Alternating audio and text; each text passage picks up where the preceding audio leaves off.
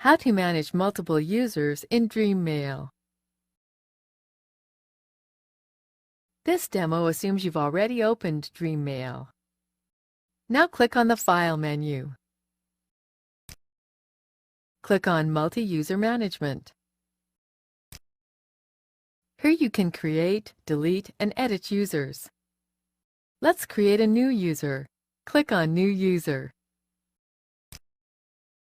Enter a username.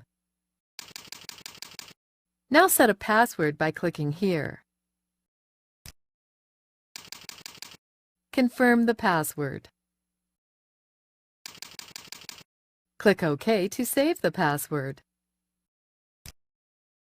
Click OK to create the account. You have successfully created the user. This user will be able to create his own email accounts and contacts with the account we created for him in DreamMail. To edit this account, click on Property. To delete the account, click Delete. This is the end of the tutorial. Now you know how to manage multiple users in DreamMail.